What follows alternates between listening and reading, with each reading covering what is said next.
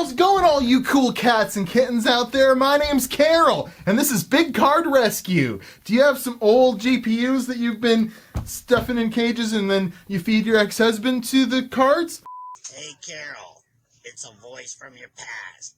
I don't know what I'm talking about. Hi there, it's Timmy Joe making videos about computer parts!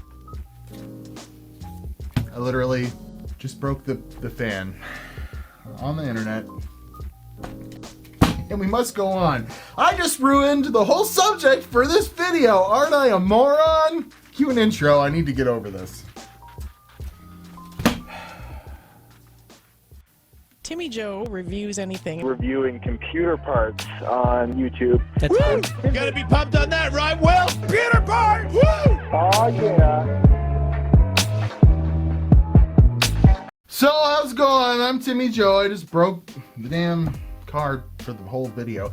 And today on the program, it's about 5.5 years ago, did you buy a mid-range card for like $329-ish USD and hope that it would last forever? Maybe you're talking about the GTX 970 with all 4 gigabytes-ish, I know, of its VRAM, huh? Pretty awesome card for 1080p gaming. It's been a staple of decent performance for years and years now, but it's 2020 and things have freaking well changed, haven't they? We have 7nm GPUs. This here is 5500 XT 4 gigabyte model. It's the Challenger model from ASRock. And you know what? It's a pretty damn good little performer. And being at the bottom of AMD's product stack, it's a pretty interesting card. I mean, 5500 XT is the lowest stack in, like, I know you could say RX 580, 570, 480, 470. There's probably still some for, 560s and 550s out there for sale. Heck, there might even be some, I don't know, R7 260s, 65s, or whatever the hell those are out there. But for like their actual current product stack, this is the card, and it's actually really, really good.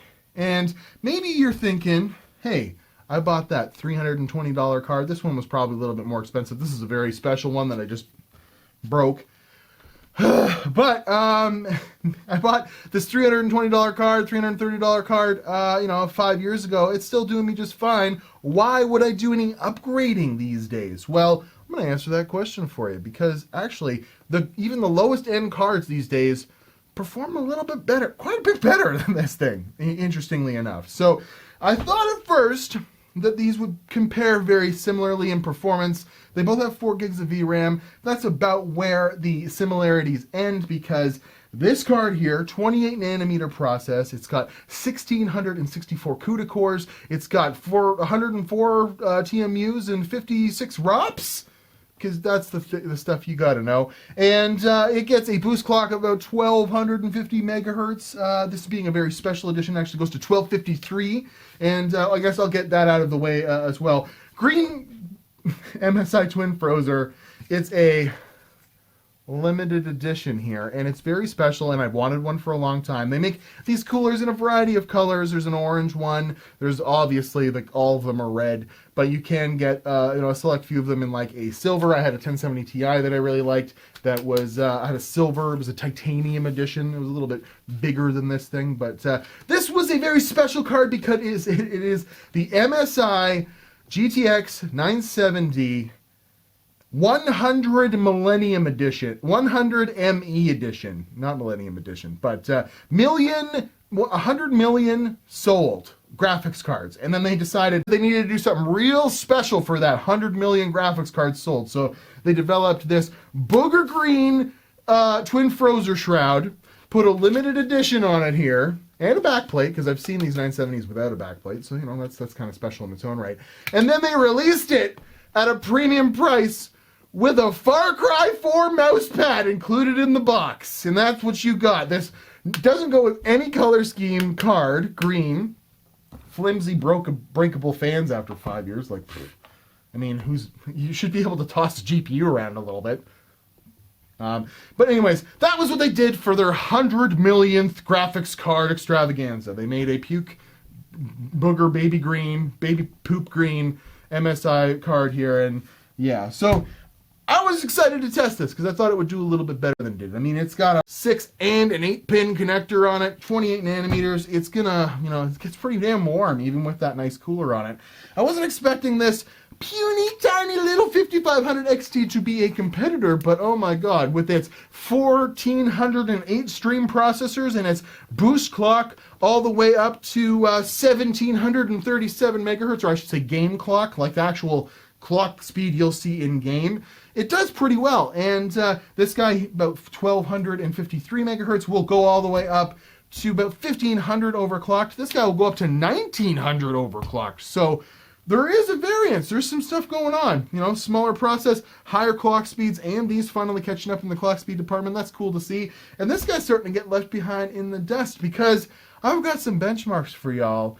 And this $180 brand new card with 4 gigs of VRAM kind of tramples on this thing a little bit. So let's get to the benchmarks so we can see what's going on. I even did a little bit of VR for this puppy. And I'm going to show you why even a 1650 Super or a 5500 XT might be a little bit of an upgrade if you're looking around, if maybe your 970 dies, which is something that might be happening 5 years later. Maybe the fan's falling apart on it. And you're looking for a replacement GPU. Is it worth getting one of these? Or maybe you're looking at these on the used market. They're $110 these days on eBay on average.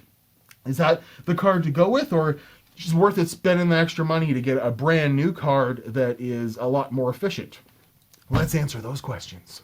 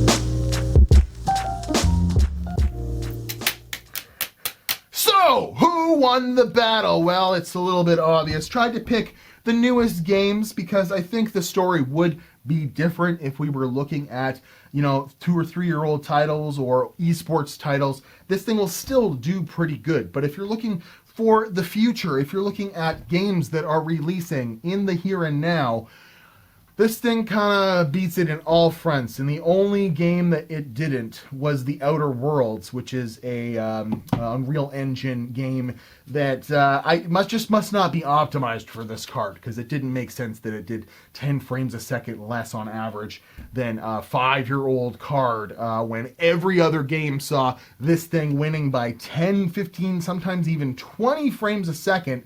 And a game like Fortnite being an Unreal Engine game as well, we see that it's able to beat this quite substantially. So if you think about it, the APIs, a lot of things, the power efficiency, all is really changing in 2020. Like a few years ago, this was still kind of a valid card, and it is if you're looking for 1080p and maybe you come across one on a good deal, or you've just been holding on to it because it's meeting all your needs. It's a fine card. But if we look to the lowest of low end from AMD these days, we get some really decent gains in these lower level APIs with this new RDNA architecture. And I mean, 28 nanometers versus 7, this thing gets pretty damn warm and you start to hear it. The only thing I heard from the ASRock Challenger here was a fair bit of coil whine. Never heard the fans on it once, even overclocked at, as far as it'll go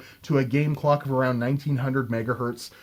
You can just max the sliders out on this thing, and it does pretty good. This You can get it to about 1500 megahertz, but it's just not enough. So there is a little bit of overclocking headroom in these, just a little bit, maybe give you another 5% performance. These are definitely worth overclocking, but it will make them hotter and noisier. So we saw the gaming benchmarks, and the 5500 XT does very, very well, showing that even the lowest of low-end cards these days can do very, very well at 1080p if you manage your expectations, even at 4 gigs of VRAM. But we did see that if you're putting on high settings, a lot of these games showed that they're using about 3.7 gigabytes of VRAM, and that pretty much limits any high resolutions or any high refresh rate monitors for this kind of guy, unless you're playing like Rocket League or something. But I wanted to put one last test to both of these cards, and I actually loaded up Half-Life Alyx on both of them, and they both ran fairly decently. Now, it's hard to tell because that game auto-locks the frame rate to the hertz, or it tries to anyways, but I typically saw about, what was it, 89 frames a second on average with both, and that's artificially hunked up there. It's hard to benchmark a VR game, but I can tell you the experience that I had. This card did a little worse when loading up. In the game, there are these like see-through, like they're like holograms that you have to interact with to open up different puzzles and stuff like that, as well as when you load up your inventory for your guns, there is this like see-through holographic animation, and a lot of the times on this card it was really struggling to open up. You know, if I'm in a firefight, it was like performing half decently, and even though it loaded the lowest graphical fidelity on both of these cards, it was like working. It was like, wow, this doesn't seem like that hard, like bad of an experience compared to I was playing on a 1080 Ti in Half-Life Alyx. So I know what the game feels like with a really good card. This wasn't far off. And the graphical fidelity, I'm sure if you put, you know, slides side by side, I could tell what the differences were, but it still looked pretty good. But when you did go to load up that weapon inventory with the see-through hologram, it like would judder every single time, making it very hard in firefights to quickly switch between your guns. Even though the firefights were running very smoothly, that animation was a problem. So all in all, you could VR game on both of these. I mean, I'm showing some little bit of B-roll of me playing, and they both look fairly decent. 1% lows were pretty bad on this, but at the same time, it didn't actually feel like it was making me sick or anything like that. It was just stutters all the time, and that was a little jarring, more so than like motion sickness stuff. So, in conclusion, I want to thank AMD, or some marketing company on behalf of AMD, who hooked me up with the 5500 XT 4GB edition to check out. I don't really understand why they did a 4 and an 8 gig variant on these. Like, I do and I don't, but it would have made more sense, I think, just to make these all 6 GB. And then with the 5600 XT, make a 6 and 8 GB variant and do it that way, because that would have been more beneficial to the 5600 XT, which could use some more VRAM, where these, I think, 6 would have been perfect, where instead of having the 4 and 8, because it's weird that the 5500 can come with 8 gigs of VRAM when its bigger brother, which does a lot better in games, the 5600 XT, is going to be starved for 2 gigabytes of VRAM that the lower model has. It's kind of weird to me. But whatever decisions they made or had to make, I don't know. It's a fairly decent card, and all I know is that these days, I know that they're not priced much better than RX 580s, and if you talk about, you know, used market for RX 580s, these things don't really make that much sense. But in a couple of years when RX 580s are maybe not, you know, fine whining as much as you think, and these are the lowest, and maybe they're $150 by then, it'll be pretty cool that we see these lower end cards, you know, at a pretty decent price, because they are very good 1080p performers.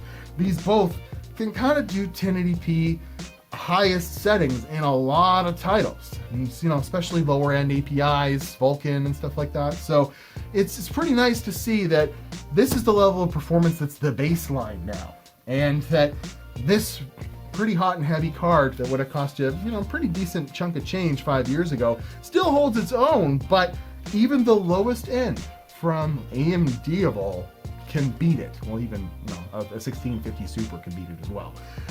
So yeah, I'm at Watch Timmy Joe Instagram and Twitter. Do you still have a GTX 970 that you're kicking around in your system and you're still just happy as a clam using it for 1080p gaming? I'm gonna try and glue this fan back on. I'm a moron. It's even got the green sticker on it, so if I replace it, I'll have to try and move the sticker over. Anyways, I'm an idiot. I'm at Watch Timmy Joe Instagram and Twitter. Sort of impressed with what the 970 can do these days, but even more impressed by what the lowest end card from AMD can do versus it. You know, topping it in some games is as much as 20 frames per second. That's pretty damn good in my book. So I'm at Watch Timmy Joe Instagram and Twitter. I hope you guys are enjoying your quarantine. I'll try and make some more videos. It's been hard for me. Thanks very much for watching. Be safe out there. Be healthy, and I'll try and make some more videos for you. Some actual hardware performance videos. I'm going to completely water cool my main PC very soon with some hardline tubing, and it should be fun. Stay tuned. Oops. Just break another one. I don't know.